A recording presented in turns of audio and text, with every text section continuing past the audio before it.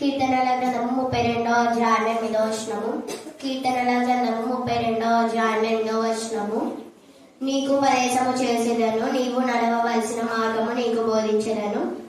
యోహాను సువార్త 10వ అధ్యాయం 27వ వచనము. నా గొర్రెలు నా స్వరము వినును, నేను వాటిని ఎరుగుదును, అవి నన్ను వెంబడించును.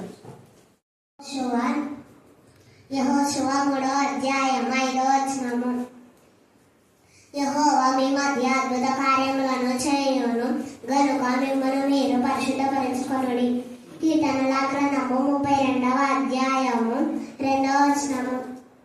యెహోవా చేత నిర్దోషి అని ఎంచబడిన వారు ధన్యుడు, ఆత్మలో కపటము లేనివాడు ధన్యుడు.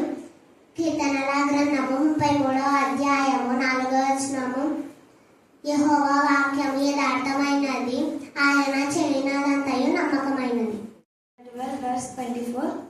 Only fear the Lord and serve him in truth, all with all your heart.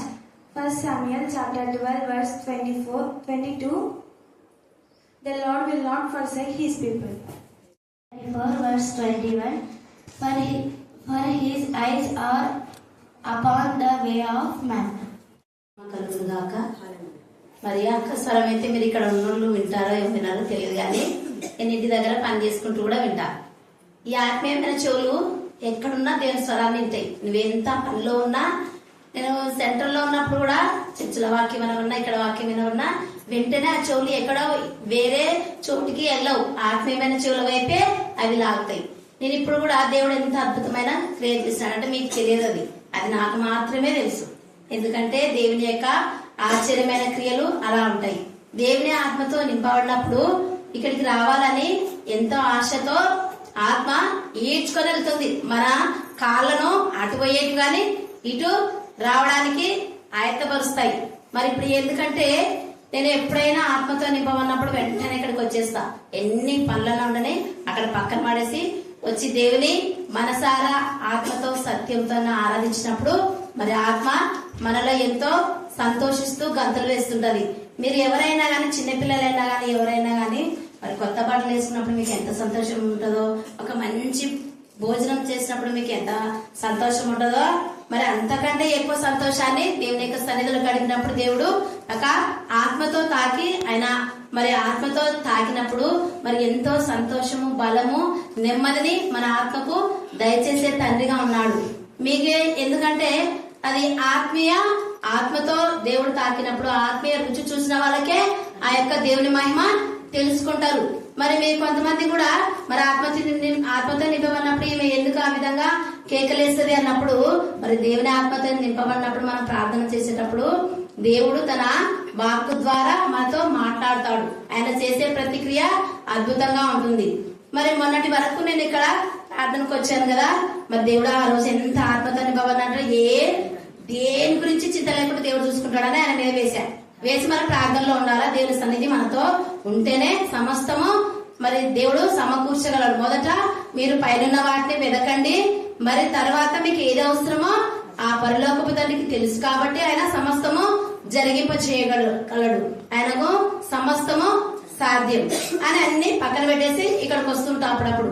కానీ అప్పుడప్పుడు కాదు, రోజు రావాలని ఇప్పుడు నిర్ణయించుకున్నా. ఎందుకంటే సమస్తము జరిగించేవాడు ఆయనే. మరి మొన్నటి వరకు మనం వచ్చినాను కదా ఇక్కడికి, ఎంత ఆత్మతో నింపబడి దేవతండ్రి అని ప్రార్థన చేసుకుంటూ నా పనులు నేను చేసుకుంటున్నాం. ఊకే ఉన్నప్పటికీ సైతాన్ వాడు ఊకే ఇంట్లో ఉన్న వాళ్ళకైనా గాను మరి సైతాను ఎవరైనా మృంగుదనా అని గర్జించిన సింహం వలె మరి గొడవలు పెడుతుంటాయి కుటుంబాలలో.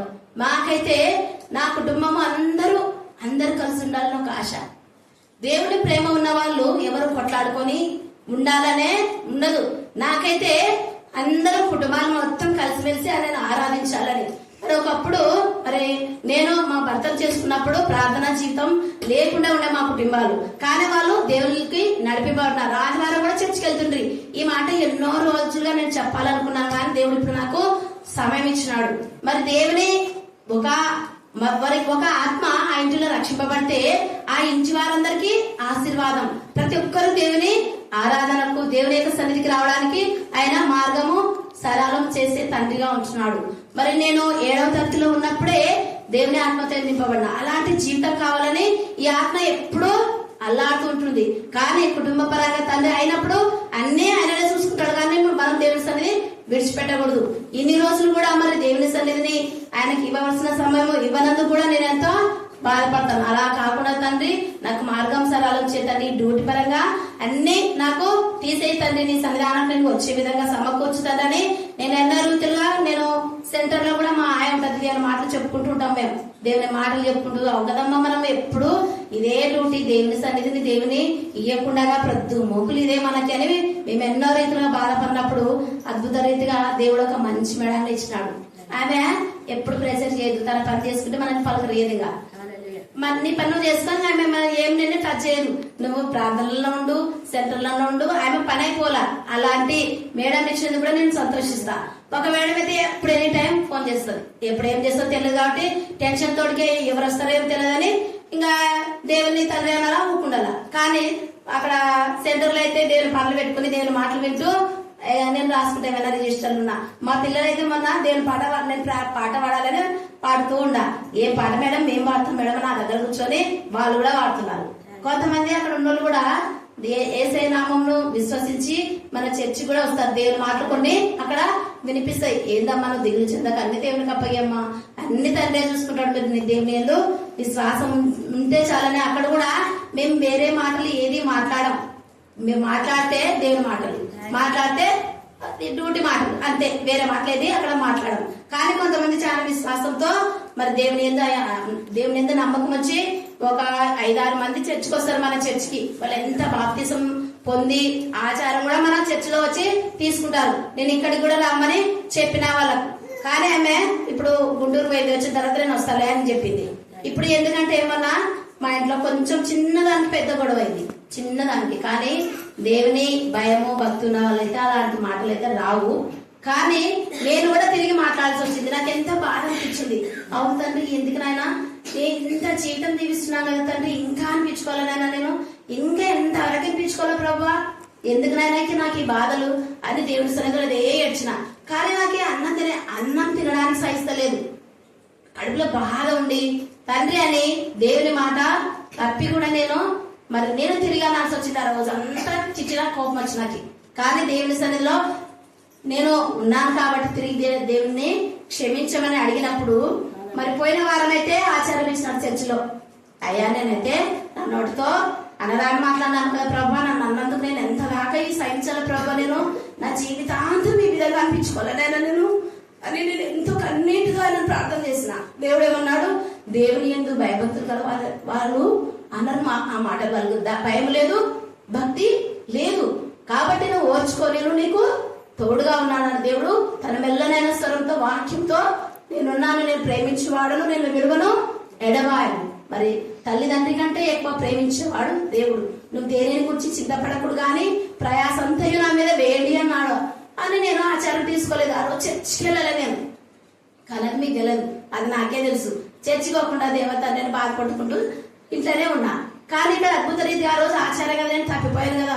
అవును తండ్రి, నన్ను క్షమించిన ఆయన, నా నోటి మాటలు నా హృదయ ధ్యానం నీవిగా లేక మరి కోపంతో బాధను నేను తిరిగి తిట్టినాను ఆయన, నన్ను క్షమించు తండ్రి అని నేను ఎంత బాధతో వేదంతో ఏదైనా పొరపాటు అంటే కూడా అయ్యా తండ్రి క్షమించయ్యా, అయ్యా ఈ లోకానుసారంగా తండ్రి నన్ను క్షమించినైనా, నన్ను క్షమించినైనా వాళ్ళకైతే తెలియదేమో, కానీ నేను నీ ఆత్మతో నింపవనా ప్రభా, నాకైతే క్షమాపణ ఉండదు కదా నాయనా అని నేను కుమిలిపోయేదాన్ని. కుమిలిపోతుంటే దేవుడి రోజు మరి తొందరగా రెడీ అవుతున్నాము. కానీ ఇక్కడ అక్క దగ్గర ఆచారం ఇస్తారని నాకు అస్సలు తెలియదు. మరి దేవుడు మరి వెలతిని సంపూర్తి చేస్తాడు.